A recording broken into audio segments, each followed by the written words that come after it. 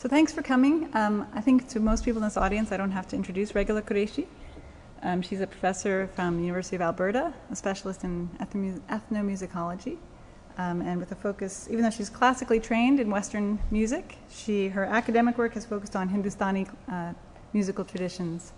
And so she's here to speak with us on the topic, Color Me Sufi, Roots and Sounds of Devotional Islam in India. So thank you for coming. Thanks so much, Anne. I really appreciate being here. It's great to be in a South Asia-friendly environment where you don't have to first prove that it's worthwhile because it's already there and it's been alive, and I've just enjoyed every minute being here. I wish we could do the same at the University of Alberta, though we're doing pretty well with India right now with a very dynamic president. So I would like to kind of pick up from that was the original idea, pick up from the visit of Mukhtar Ali, because that was the music that started this entire festival. Now, he is a Muslim and he sings Muslim and Islamic themes, but he's really quite a different musician than the musicians we'll talk about today. And I think it'll be interesting to ask some questions about these traditions and what can we hope to get from these traditions today, other than just, valuing them as something valuable from the past. There is a project that I've started being involved in Delhi right now at the Shrine of Nizamuddin, where there is a kind of a development, urban renewal, and cultural initiative is being undertaken all together. And this is very promising because the Qawwals who have been hereditary to this shrine for so long, for 700 years or plus, those people need support. And so does the population of that little medieval village that's called Basti Nizamuddin. But just working on the music will not do it. And so I'm very happy that the Aga Khan Trust for Culture and a couple of other, the Archaeological Survey of India, that they have seen fit to create a project that will be good for the monuments, good for the music, and good for the people. And I hope that might make a difference in how this music and this tradition can make an actual contribution that's relevant to today. Anyway, ever since the establishment of Sufi institutions in the 13th century, the Indian subcontinent has enjoyed continuity and vitality of this tradition, of the Qawwali tradition, that has few parallels.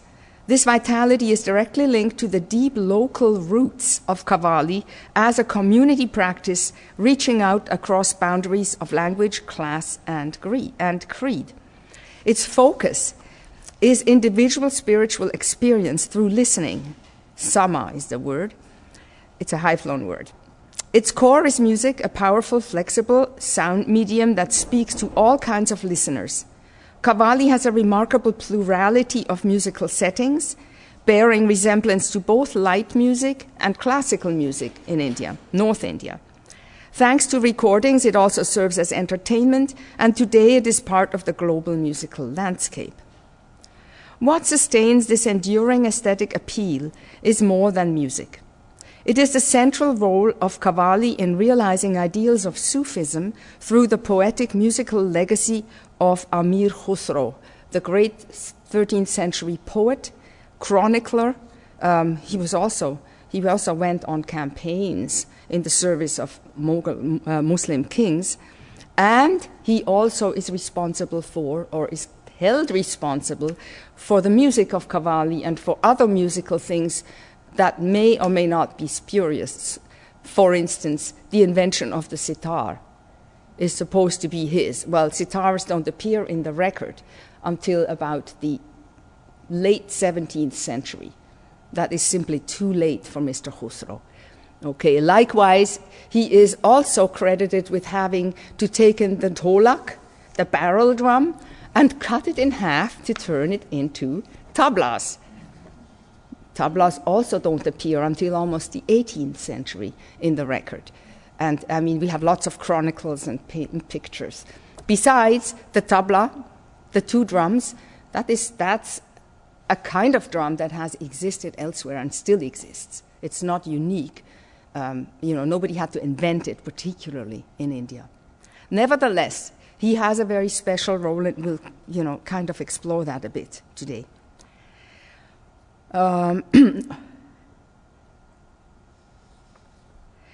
So what sustains this enduring aesthetic appeal is the musical legacy of Amir Khusro and its oral transmission by the Qawwal Bacche, the children Qawwals, who this is a lineage, a famous lineage of Qawwals attached to the Nizamuddin Aulia shrine in Delhi. These preeminent musicians are the direct inheritors of Amir Khusro's Qawwali legacy, and they have performed it for over 7 centuries under the spiritual guidance of the saint himself, Hazrat Nizamuddin, and his descendants, and in accordance with the Sufi precepts of the saint. Now, I say this as a fact.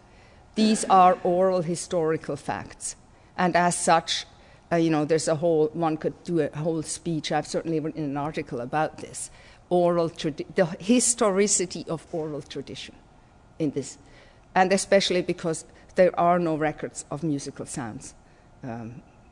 Who knows how many times it all changed?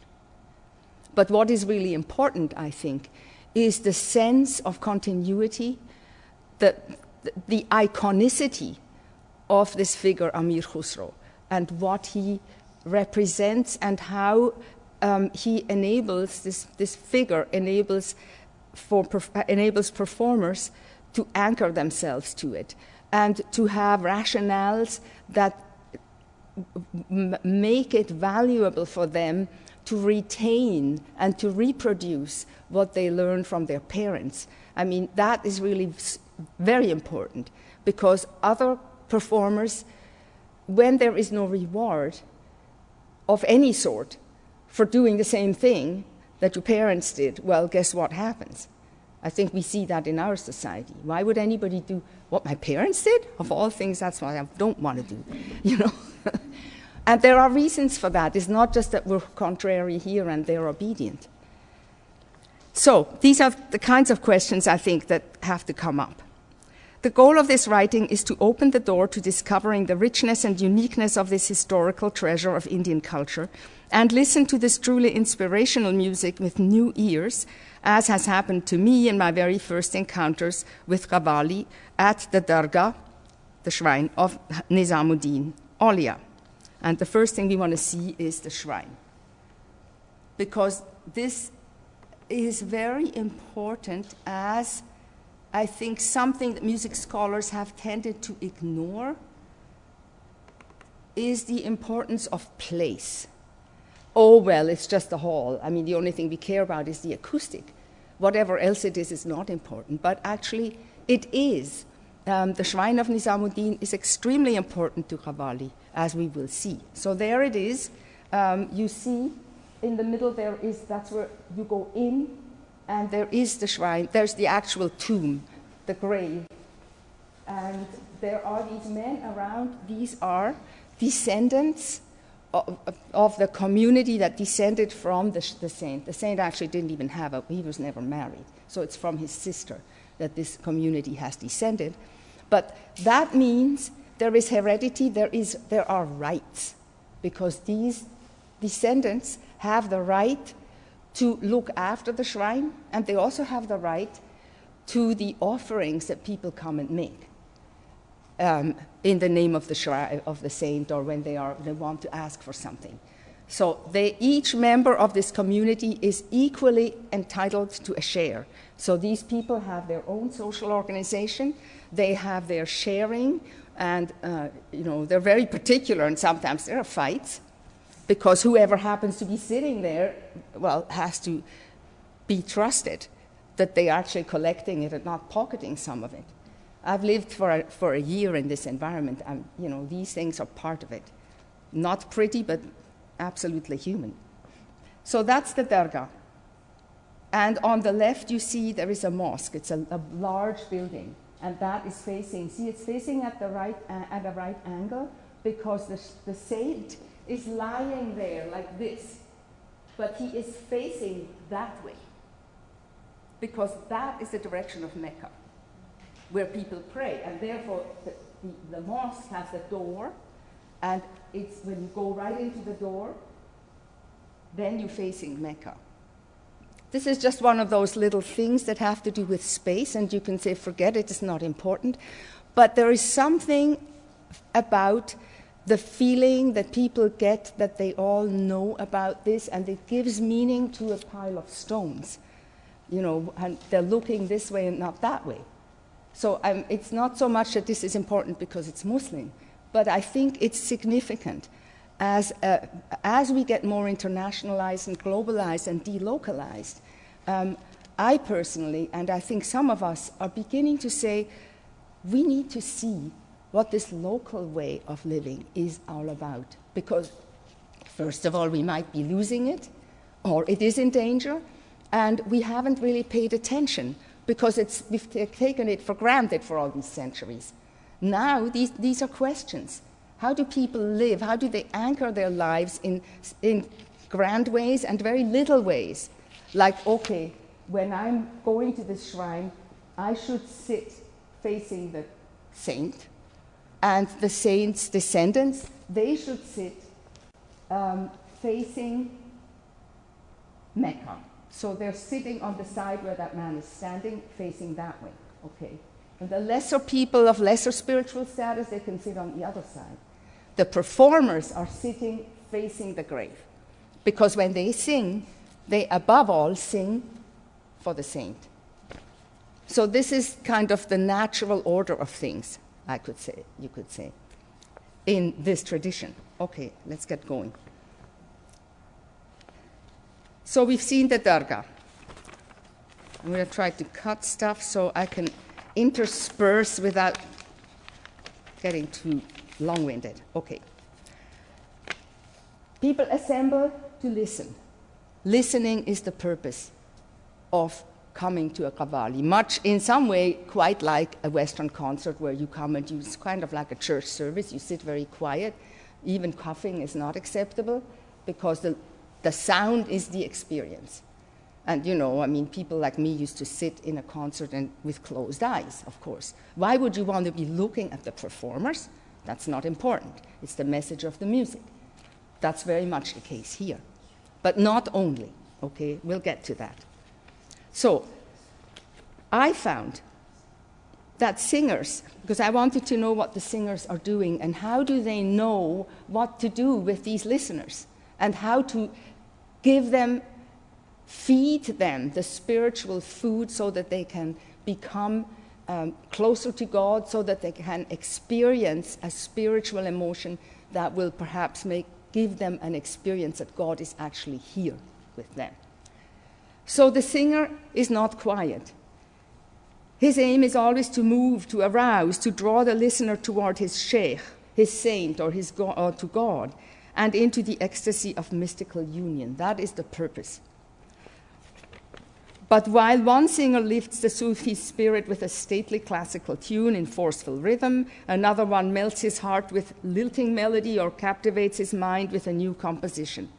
Some songs easily touch even the uninitiated, whereas other songs demand the spiritual knowledge of an adept. Now, instead of describing this, I'm going to play a video recording that I had the unbelievable fortune to make, and this is history now. We are now going to move into 1976.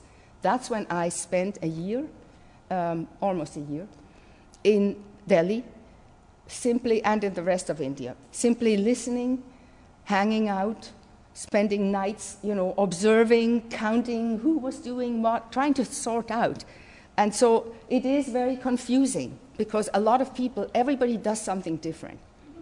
So let's see. I'll try to say the minimum. I just want you to experience it. Where are we? Oh, come on. No.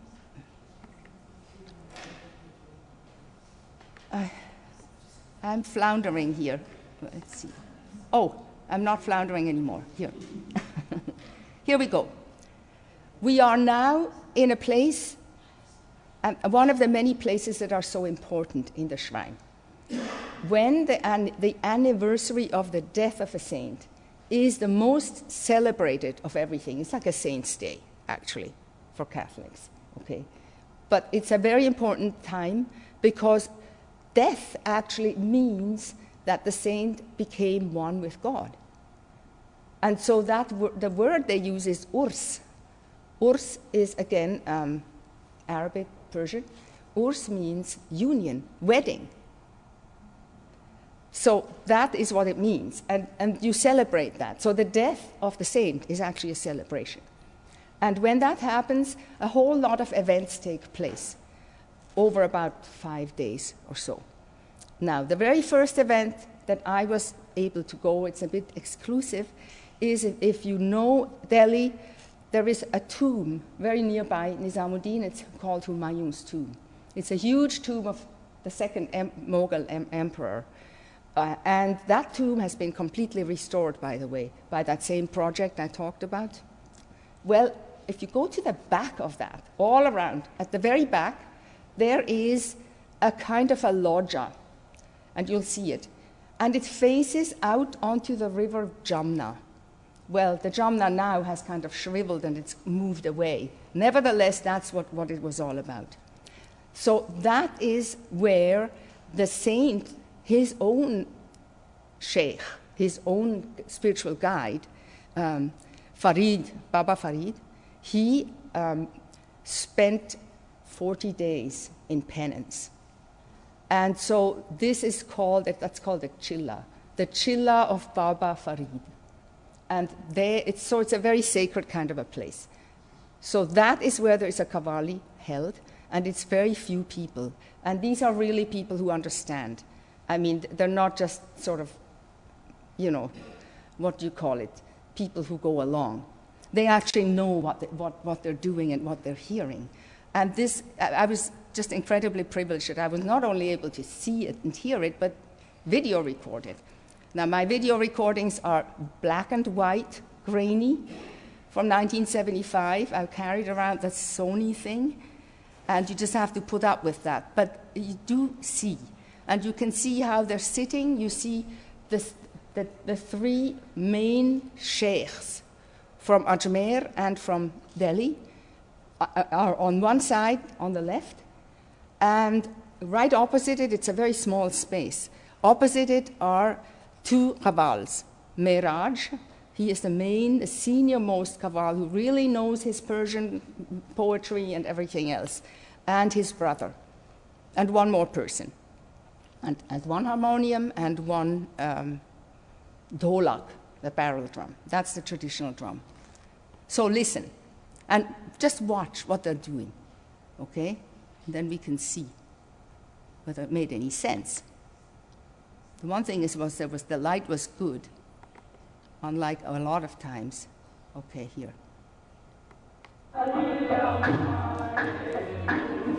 Observe the tune.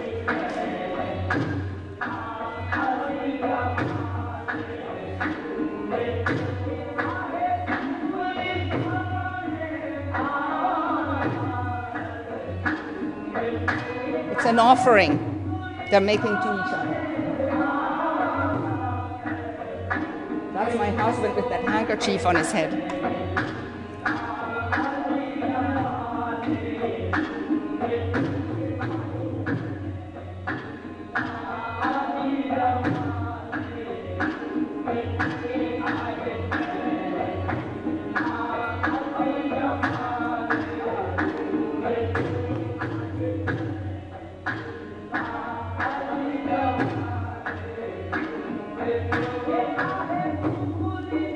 That's the main tune. not descending.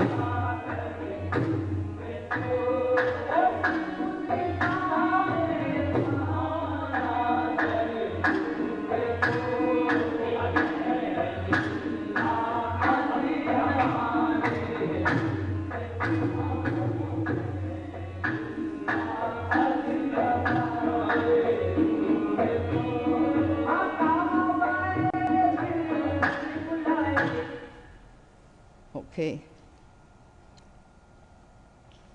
Very clear? Did you notice the young man? He doesn't fit. He is actually, this is courtly demeanor. He is there to pick up the money because the offering that you make to a spiritual superior, you don't go before a spiritual superior or to a superior in a court, right? It's courtly behavior without bringing something. So an offering is made. When the sheikh is accepting that offering, he takes it like that and he puts it down. That means now a bond is between them. Because I've made the offering, you accepted it, it means you are going to be giving me benefit. I'm small, I gave you a small offering. You are big, you're going to give me according to your capacity. And this is something you renew all the time, even with your own sheikh. But then once that offering is down, it's just money. So the heap of money in front of a high-up spiritual figure is deemed to be unbecoming. So a special young fellow has nothing else to do but to pick up, as soon as a few rupees are up down there, he goes down and he picks it up and he discreetly puts it on the kaval's harmonium or somewhere, because that is the pay for the singers. And that's all they get. They're not hired. And sometimes it's very little, sometimes it's nothing. But it is spiritually valuable. Okay? And the rest is, you saw the offerings. I mean, these are friends, these are high-ups, the three, they're sitting with those caps, and they are spiritually superior people, and they show respect to each other. And that's why you can see the money is given to one person, then they give it to the next, to the other person that they want to honor, and then that person, eventually it'll end up in front of the person who has the highest standing. And that happens to be the man, a young man with a white turban, who's otherwise insignificant. But he inherited that position in the shrine of Ajmer, which is the senior shrine. Does it make sense? Okay, let's go on. Now, learning about Qawwali as music, as poetry, as spiritual practice, and as aesthetic experience has to start with the Islamic religious foundation of Sufism, Islamic mysticism. I mean, we could just skip and put a Qawwali tape on and, enjoy it. But I'm trying to let us do more than that. So the Sufi Assembly, Qawwali is performed in the Sufi Assembly or Mahfil-e-Sama, the listening assembly, to songs of spiritual poetry held under a spiritual leader in order to achieve a spiritual experience of ecstasy and nearness to God. And we've seen the Sufis, devotees respond spontaneously, but in accordance with religious and social convention, expressing states of mystical love. The musicians, on their part, structure their performance to activate and reinforce their listeners' emotional responses. So you saw a lead singer heads a small vocal group accompanied by a dholak, which you heard. This much deeper sound than a tabla. Nowadays, it's a stage performance. And the preferred drum is a tabla because you can be brilliant and virtuoso, but you don't have the depth. So,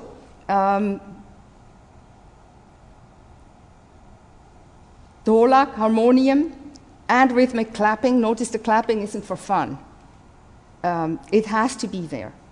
And the reason why it has to be there is because there is a beat that is always there. It's a beat like the beat of the drum and reinforced by the clapping. That beat is not, again, entertainment.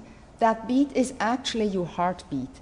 It is there to continuously remind you that your heart is remembering God And so that, and the word is zikr, or dhikr, depending on if you're pronouncing it in Arabic. So dhikr means, or zikr, they say in India, it means to remember, and actually zikr also means to talk, I mean in a formal way. So zikr means that, remembering means that you're actually saying it, okay? Oral tradition wants to say things and have other people hear it. Silent reading, you know, no. Your lips should at least move. So that's why the drum beat is there, and that's why the clap sound. There's a special way of clapping. You really learn that. I mean, I can clap really loud, only because I've tried it so many times. It's very precise clapping, okay? Then, the poems are sung in a fluid responsorial style. The singers are taking turns because the singing has to continue. This is about words, not about just empty sounds. So the words have to go on, which means that, you know, your lungs are not going to allow you. You have to breathe in between. So while you breathe, the other guy takes over. So responsory isn't about, again, it's not an artistic thing. It's a necessity. Okay, now I'm just going to show you the picture of the main performer and the minimal group, you could say, of performers. Now, if I could only find it, where is it? There, okay. This is my teacher in 1975 in the middle. He sings and plays. His cousin or nephew sings and plays the dholak, and that's his father-in-law, and he only sings. Now late. I mean, so many of these people aren't alive anymore. Okay, for the Sufi listeners, Qawwali means above all hearing music, a never-ceasing sequence of different songs, performed many times, but never the same way twice, because it always has to be tailored to the audience. It also means observing a ritual built around this music, where the mystical quest is pursued with proper form, and under a Sufi leader who controls both the audience and the musicians. If there is no spiritual guide there, then this is not really a proper Sufi assembly. You know, it's okay, but you have to have that leadership. Now, in pursuing his personal spiritual quest, each listener responds to the music in his own way, according to his inner needs and mood of the moment. Finally, experiencing Qawwali means charting a process of interaction between musicians and listeners, between musical sound and audience responses. Sufis and Qawwals recognize two complementary modes of expressing mystical emotion. One, in other words, you don't just sit there and emote, as you do in the Western concept. One is more intuitive, reflecting the listener's spiritual state, which finds expression in gestures, weeping, saying aha, and sometimes ultimately jumping up and dancing. But not, you know, break dancing or whatever. It's a very special kind, and I have a recording of that, which I'm saving for later. The dance of ecstasy, called the raqs. A more formal response, that's the second response now, is the nazrana, or nazar. That is the offering, usually of money, made to a spiritual superior who is generally the sheikh, the one in charge of the gathering, or somebody who is immediately above you. Notice this is a hierarchical society. And then that person can go and dare go in front of the high up. The Nazrana is a deferential gesture of the devotee's submission to the saint and a confirmation of his attachment to and blessings from his spiritual guide. Okay. Now, it is in the 13th century, and this is about Chishti Sufism and music. We already know about the 13th century, I already said that, okay? So, there is this tradition of the Chishtiya, the Chishti lineage, spiritual lineage. And they stand out as the dominant and most widespread Sufi tradition in India. Oh God, I better hurry up. Okay. Its principle is the spiritual link through discipleship. Notice that is very much a guru thing. It's practically identical as so many things are between the Muslim and the Hindu practices. Gurus. They don't call him a guru, but he is a guru. And the same kind of attachment is involved, okay? So, above all, Chishti Sufism is famous for the practice of sama, listening to spiritual songs as a means toward experiencing the divine. I'm going to just give you, and this is very important, I'm going to give you a little chart. The major saints, they're all 13th century actually, starting from the top. These are the major Chishti saints in India. And this is the most important of these Sufi lineages. And they all have big tombs in different places. Several in Delhi, but also in the south. The important thing is, and then from the top, of course, there is a lineage going all the way up to the son-in-law of the Prophet, Ali, and the Prophet himself, and then God, okay? And there's a Qawwali that is very attractive and says it very nicely. That one verse line says, when I got Ali, I got the Prophet, and when I got the Prophet, I got God. Jab Ali mile to Nabi mile, ahe Ali mile to Nabi mile, jab Nabi mile to Khuda mila, ahe Nabi mile to ahe Khuda mila, and so on, okay?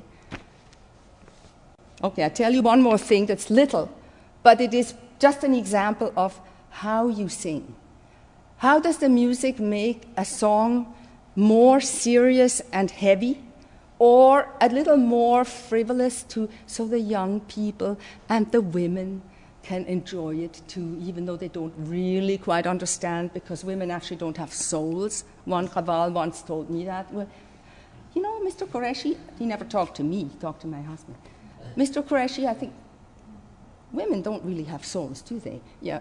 So that's old-fashioned. Anyway, so here is what he explained to me. This is the very song. Actually, the way the rhythm of the song should be to be exact, because the rhythm of the verse is part of what the meaning of the verse is and how you get it better understood. So,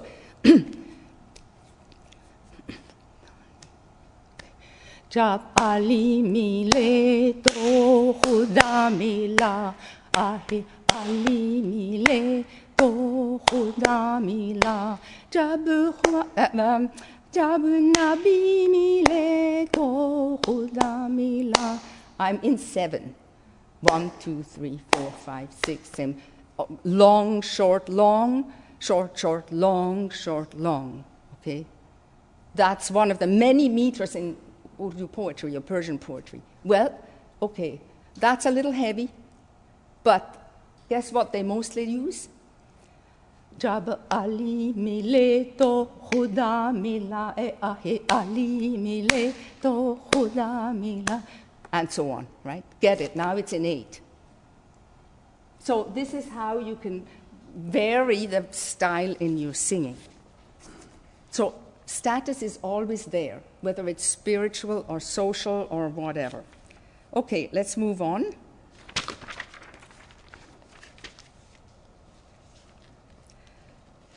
So I wanted to quickly say something about, no, I think I shouldn't say it.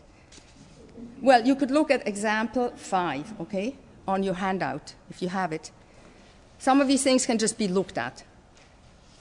This is a famous, famous poem by Amir Khusro, and it's in Persian. Nami da nam che manzil bud shab jae ke man budan. Notice another wonderful rhythm. Short, long, long, long, short, long, and so on. Okay? Look at the meaning. The meaning is, in fact, a vision of that courtly assembly, a divine court, a royal court of saints. And that is exactly how they say it. They say, okay, the formal aspect of this singing, of this practice, it's like a court. So, I know not what wonders and state he had a dream. Everybody was dancing in love. God himself was the Lord of the assembly. And Muhammad was the beloved, whom everybody sang to. So the Royal Court of Saints is a formal assembly. And there are all these rules that you have to observe, boundaries of proper form. Okay. Now, I'm moving to the Dargah. The Dargah is and we already have a little sort of outpost of the Dargah. Now, I'm trying to cut this short, okay. Now, we also want to hear some Hindi poems because we heard a Persian poem, which in fact had a tune. La la na na na na na na na na. That was this descending. It's a very distinct tune, and this tune is called Masnavi. And if you know Rumi is very popular, right? Rumi, Maulana Rum, who was a great saint in Konya. Well, his poetry, the Masnavi of Rumi, is sung to this tune. It's called the Masnavi tune. So people who know, when they hear this, they say Rumi. And that, broadens the depth or deepens the breadth or whatever of this whole thing. On the other hand, the Hindi songs, and this is example 6, this is a very important song because it's the song that is the song of spiritual discipleship. Khusro supposedly composed that when he was a young boy and he found his sheikh, his pir, his guru. And so he says, today all is color, O mother. At my beloved's house all is color. I have found my beloved. Okay, so read the translation. And what's important here is color. Why color? Color is a wonderful central metaphor in devotional Hindi poetry, in bhakti poetry, because the Hindu constellation in songs and in poems, in spiritual poems, is that the individual, the seeker, the believer, is like a female and longing for the male, and that comes from Krishna, right? They're all the young girls. They are the human seekers, and Krishna is the God. And so they're young girls. They're going to fetch water or, herding their cows, and they have these scarves. I wore a scarf just for that. They have these scarves on, and the scarves, that is one place where you can get some color, even if you're poor, okay? And so that the metaphor is that your spiritual guide is like a dyer, someone who dyes cloth, because cloth was always dyed and still is by people by hand. I mean, not with factories. That's pre-industrial, right? So what you want to know is you want to become the color of your guide. His color should be your color. I mean, it came to my mind, we all know about showing your colors. We think about it as a war thing, okay? There is the color of Canada or whatever, as in fights with whoever. So color is very personal. And this is what these songs, there are so many songs about color, about wanting the color. My scarf is dirty. Please color it your color. And here he even says, I have never seen such color. May your color fill my soul. Okay. And you can see the attraction of this because it's so simple. All right. I'm skipping through. Qawwali is at the shrine. There are Qawwali events, not just the once a year, Urs, or two maybe, when there's more another saint, but also every month. The 17th of the month is the death day of Nizamuddin Aulia. There will be a performance on every 17th. Mind you, that's the lunar calendar, right? Muslims have a lunar calendar for religion.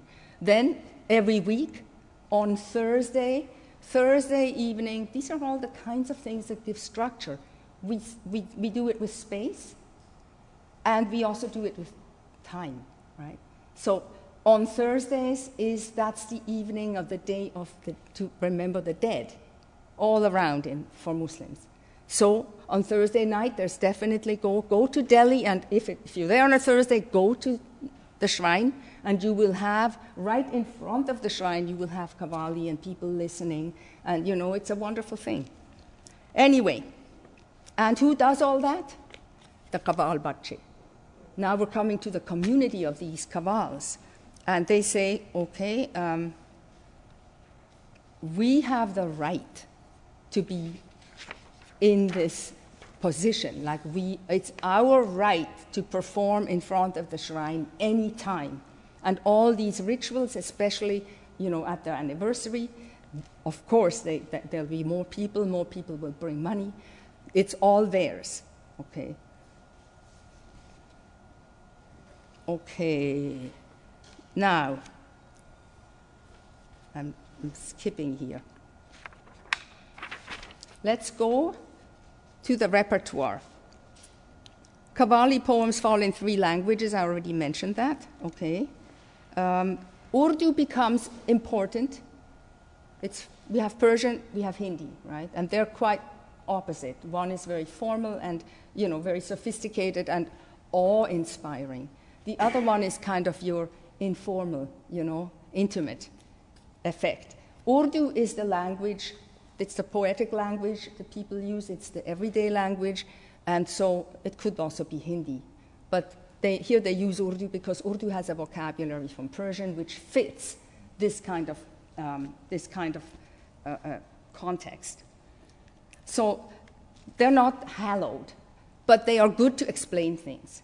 So when there is a Persian poem, very often there will be maybe an Urdu verse that gets stuck in to kind of explain and make it more meaningful to the listener who doesn't really quite understand Urdu. So now I want to come to this thing that I think is most important, is because maybe I spent a lot of time doing it. What it makes the music of Qawwali distinct? Okay. What does it mean? How is the music, in fact, saying something? In its core structure, Qawwali is a North Indian light music genre. It actually sounds, in many ways, quite similar to other secular and as well as religious songs. The songs are shaped to highlight the verse structure. They're using the high and the low. The first line with no rhyme is usually high or going high, and the second line with the rhyme is like coming home. It's low pitched. This is it's throughout North Indian music, really. So there's nothing special, although it has to be there. Okay. This is where Qawwali has a welcoming familiarity for a broad constituency of listeners. And I think we have to think of that when we see so much new music. And we struggle why people don't want to hear new music. This is all, like the Qawwali structure is something that is already familiar. They don't have to think. They are hearing it and they know what it's saying, okay? But it's not unique. Qawwali shares this structure with devotional Hindu and Sikh traditions, and even some tunes and verses and metaphors are shared also with Hindu and Sikh genres. That's okay. So what is distinct about Qawwali? Qawwali music does stand out. Its distinctive sound print is instantly recognizable, powerful group singing, strong, it's a group always, even if it's a small group, and that you could see, it's because it has to keep going. And it has to be loud enough, because Qawwali is from pre-mic worlds, right? And so if it's not loud, and it has to be clear so that the words can be understood. Strong drum beats, we already know why. Hand clapping, that reinforces that heartbeat. Rhythmic variety, we saw that with the poem. Poems have so many different rhythms. It took me a whole study, and at Harvard now I have a student who went to Harvard, and she's struggling because she has to learn all these meters in the language so that she can understand what the music does, okay? Okay, improvisational performance. We already know what improvisation is here. These are the distinctive features of Qawwali music, I call them that, of real significance because, why?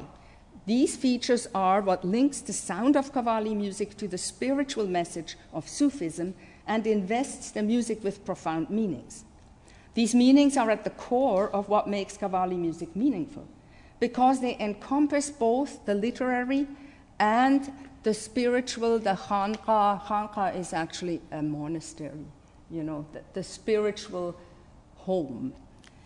That legacy of the Qawwali heritage is in those sounds. A brief outline shows how each of these musical features is invested with meaning. Together they create a Qawwali aesthetic that is both functional and affective. I get people telling me, say, well, talk about the aesthetic of Qawwali. Right, I will. But that aesthetic is functional as well as artistically motivated. So the group song delivers a verbal message, right?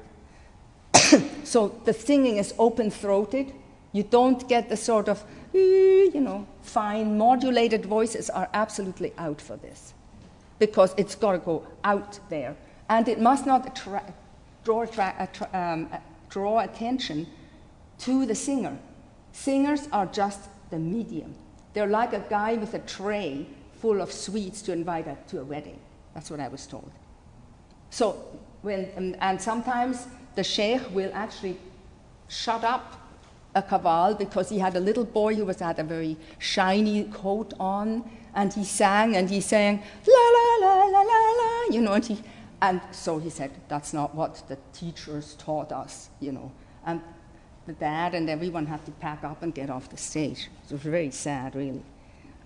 So this vocal delivery has to be forceful. Singing is continuous. Okay, we already know that. Okay. Also mandated by the priority of the poetic message is to maintain an uninterrupted verbal communication. So don't get very instrumental or don't go into coloraturas a lot. Okay, drum beats, an incessant reminder, we already know of what, okay? Remembering God, Allahu. Rhythmic variety, it's keyed to the complex verse meters, okay? Because in that way, the rhythm, the beat, the rhythmic pattern of the song actually becomes like a language, sort of like drum languages in Africa, right?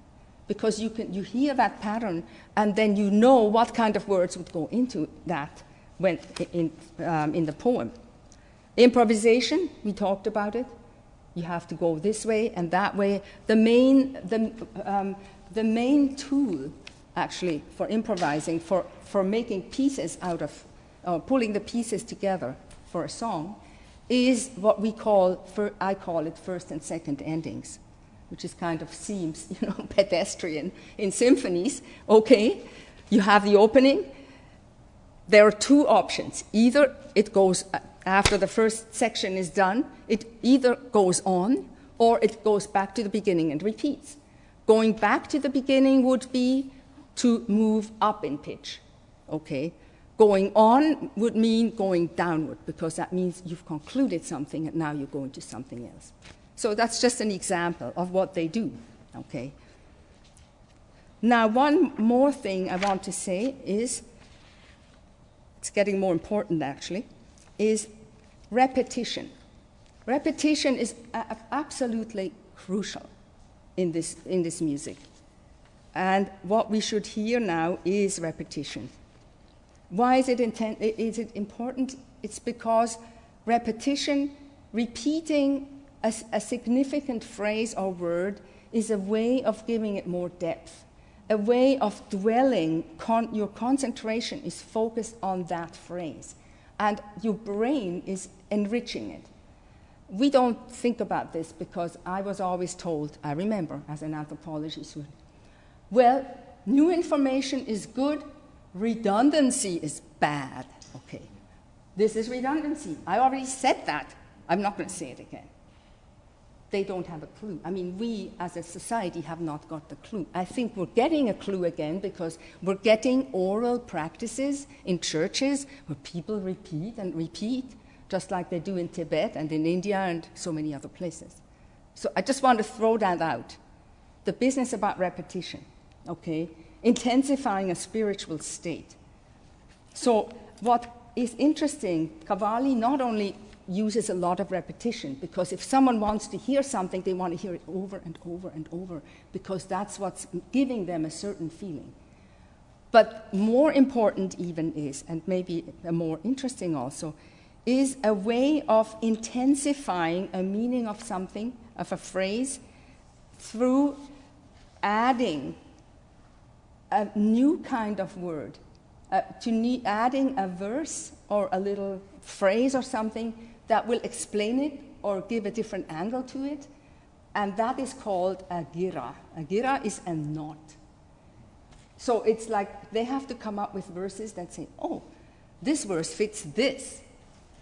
And this is what I want to play you one of these. And this was one of the first Qawwali events that I had a chance to hear. In fact, I walked in a place where I shouldn't have walked in, but they were too polite to kick me out. The second time, when they had it half a year later, they brought cushions out and said, you sit here, you know. And it was clear they didn't want me in there because it was really a very hallowed thing. They're very serious people, and they were really moving. They were deeply moved by this, what the singer was singing. So let me just play it, okay? If I can find it. Now, this is not video. I just had, at that time, I had my recorder, and it was on. I mean, this is the kind of practice we wouldn't do now. We don't just record people without asking them first, right?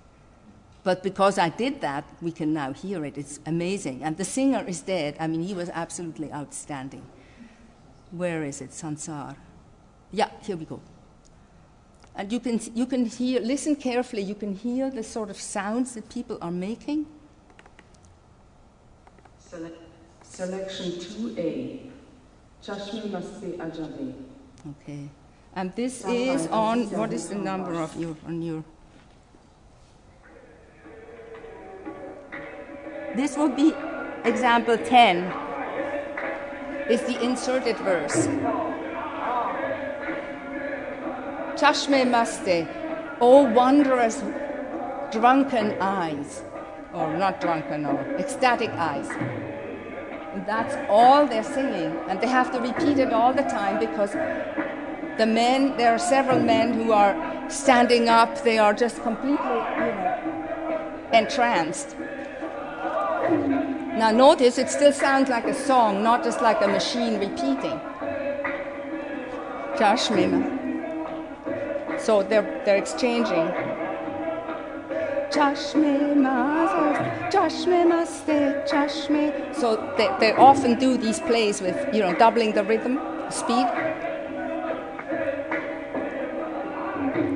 They're not even getting to the point of saying the whole first line. It's just the first phrase. Everyone knows this poem, and the idea of ecstatic, it's just there. Ecstasy and the eyes. Now they're finishing the line. And now, oh wondrous locks. Now they have to repeat that. I'm going to go on and move it to the point where they insert a verse. And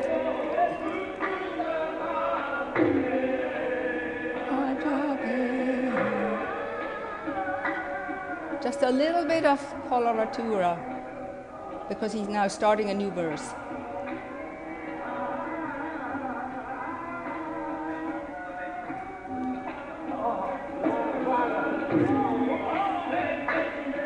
Yeah, people are shouting. So they don't want prying strangers in there. I mean, it's very intimate.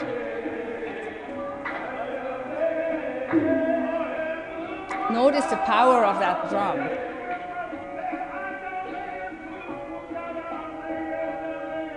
That was only the first line, now the second line. Okay, I'm going to move it on. Notice slight increase in speed, and also the beat is becoming more dense rhythmically. This man was just masterful in how he knew what the power of this song was and how you sang it. And this very deep voice, that's a classical Qawwali voice.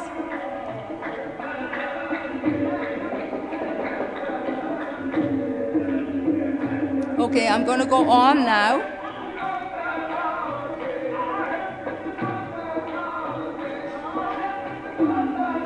I can only find the button. I can't.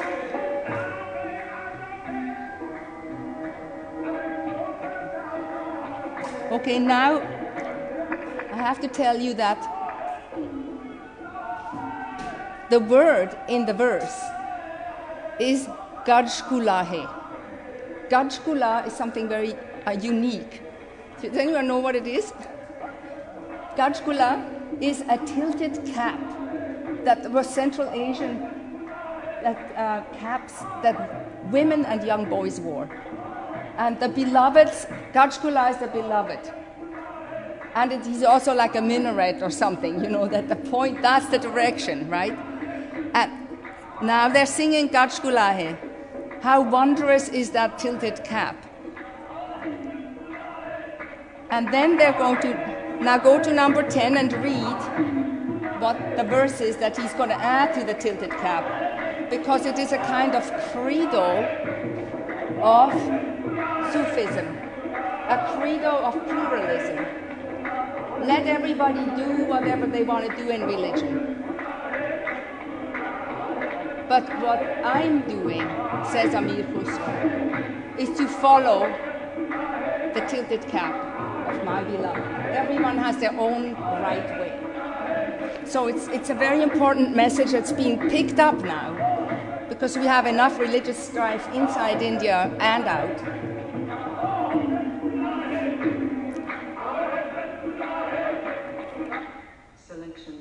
Now, sorry, it's a different clip, but I'm now getting to the Sansar Har Ko Pooje.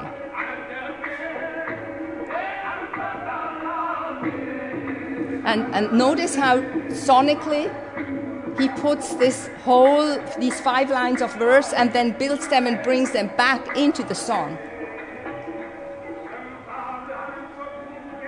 Now, this is only one man reciting. You have to understand it.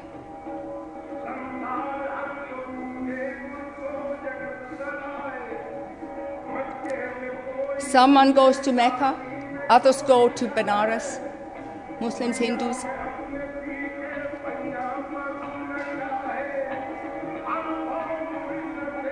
Now it starts in Hindi and then it goes to Persian. Man qibla rast kar.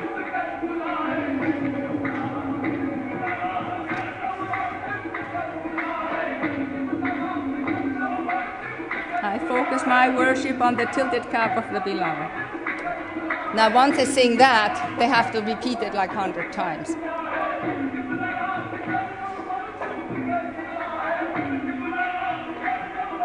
And it's very high too, so it's tough. Okay, I think you get the idea. They wanted to finish it, but people wouldn't allow it. So it has to continue. Okay. Now they want to rest their voice, so instead of going la la la la la la la la, they go kachkula hey, just sitting on the same pitch, right? It's sort of like a long marathon coming up.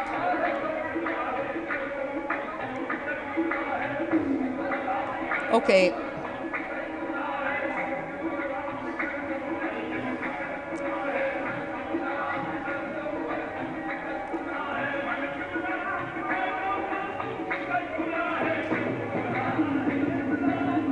The drums going wild.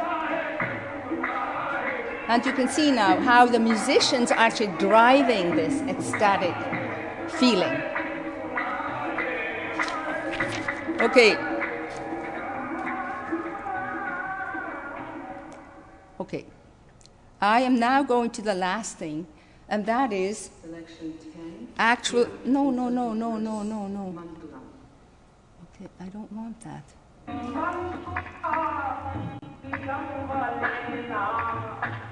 Shut it up. There, okay. So this is the last thing. And it is, it's at midnight. It was midnight in one of these Urs events. Very small circle of people. And it's the only time I saw this. It was so, it was such an incredible experience. So where are we? Yes, here we go. It's a terrible, it was like, there was about a 20-watt bulb in that place. So you couldn't see anything. And it was a very small room. The man with the striped scarf is the sheikh, but he's actually just the eldest spiritual brother. They were all a group of people who had a saint who is dead now. So I just want you to see a little bit of this, so you get a sense of the feeling.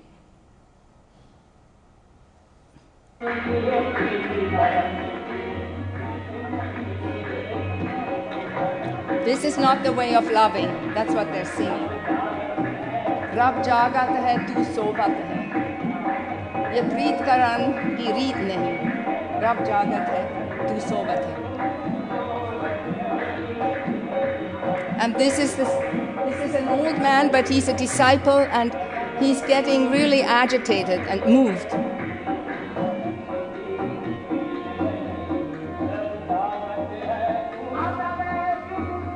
Notice the singer is trying to something new, because he's actually trying to sing a fancy verse for the benefit of my husband, who would give him a big money. But someone stopped him. He has to repeat that same thing.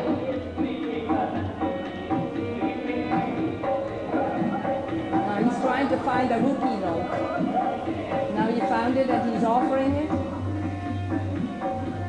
And that is a proper kind of opportunity to stand up. Okay? You don't just stand up.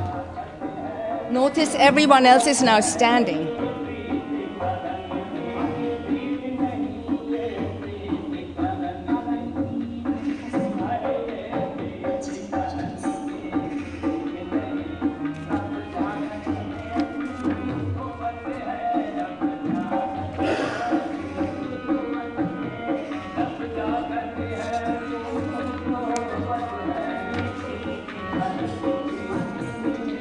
Now the sheikh is going to have to provide guidance.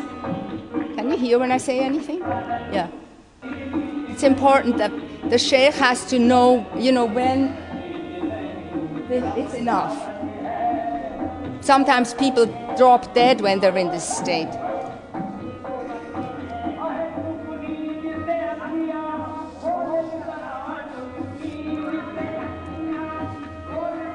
Rub your eyes.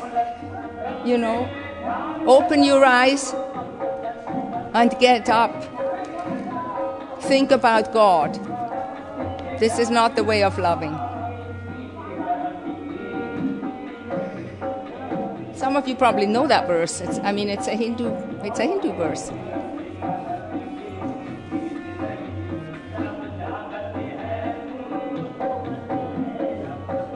Notice the absolutely proper form of the way this man is doing this.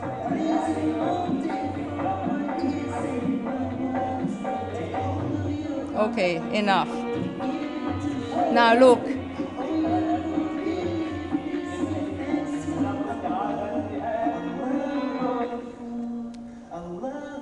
Oh no.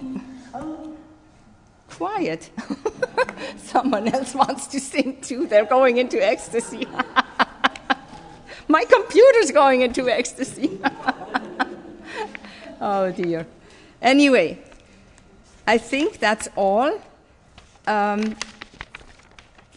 this point, the only other thing is, what then is this, what do we get out of this?